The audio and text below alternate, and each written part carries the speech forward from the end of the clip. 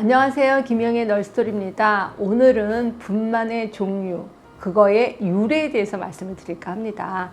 자, 한때 우리나라에 굉장히 유행했었던 수중분만이라고 기억하실려나 모르겠습니다. 지금은 거의 자체를 감춘 그런 분만 방법이거든요.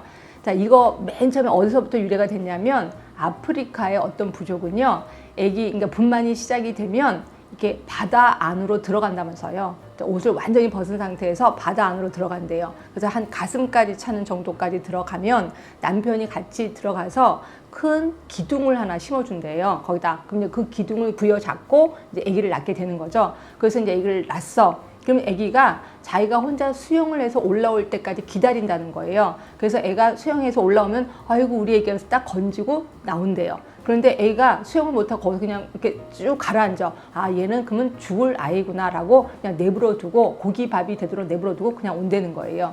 이거를 어떤 의료인이 본 거죠.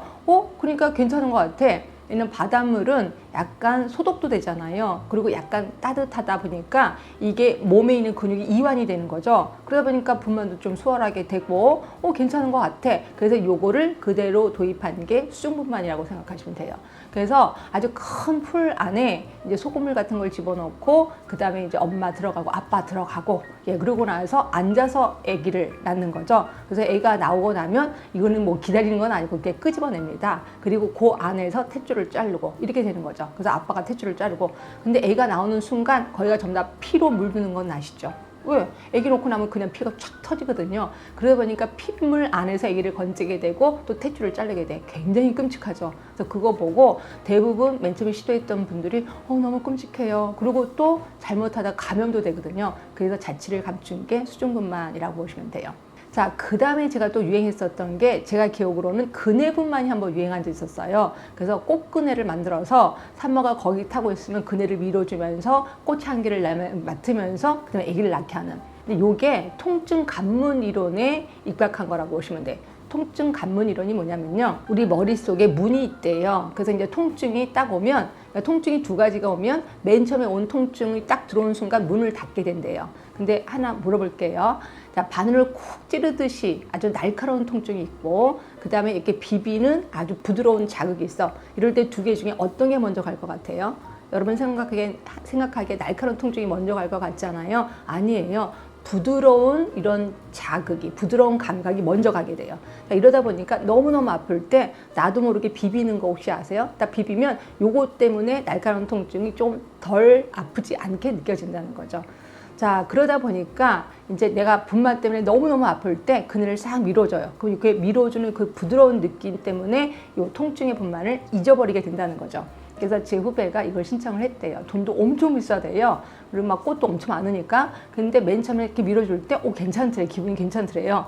근데 통증이 엄청 커져갖고 본격적인 통증이 들어올 때는 막 미는 것조차가 짜증이 나더래요. 그래서 밀지 마세요 막 소리를 막 질렀다고 그러더라고요. 결국 그냥 정상분만을 했다라고 얘기를 하고 있습니다. 또 하나 생각이 나네요. 제가 학생 때 산부인과 실습을 했거든요. 근데 이제 아기를 낳으려고 이제 한 분이 오신 거예요. 근데 진통이 막 시작되는데 너무 막 불쌍해 보이는 거예요. 땀도 나고 소리도 지르고. 그래서 제가 너무 안타까워서 이제 이렇게 배하고 등하고 이렇게 마사지를 좀 해드린 적이 있어요. 근데 이분이 마사지를 하는 순간 너무 편안해진다는 거예요. 그 다음부터는 통증이 올 때마다 저를 부르는 거예요. 그래서 저는 또 어린 마음에 또 얼른 쫓아가서 또 마사지를 또 열심히 해드렸죠. 그래서 제가 4시간을 해드렸던 기억이 나는데요. 그리고 나서 이제 분만을 했습니다. 그래서 저는 칭찬받을 거라 생각을 했었죠. 근데 남편분이 오시더니 이거 마사지 해준 사람 누구예요? 막 이러는 거예요. 그래서 제가 했는데요. 이랬더니 막 저한테 화를 내는 거예요. 그래서 왜요? 아프지 않았잖아요. 이렇게 얘기했더니 너무 격하게 마사지를 해서 등에 있는 그 스킨이 다 까졌다고 얘기를 하더라고요. 하여튼 이런 해프닝도 있었습니다. 하여튼 이걸 우리 통증 감문 이론에 입각해서 이렇게 그네분만도 있었구나 생각하시면 되고요.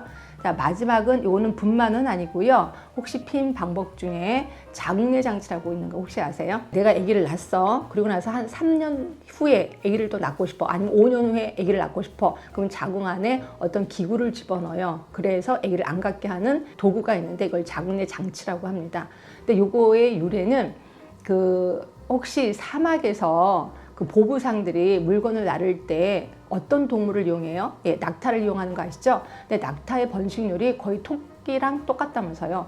토끼의 번식률이 엄청나다면서요. 그래서 토끼는 2마리가 눈을 맞으면 금세 새끼를 낳고 그래서 1년 안에 거의 몇십 마리가 나온대요. 그런데 이거랑 똑같은 게 낙타라고 하네요. 그래서 낙타는 눈만 맞으면 새끼를 가져요.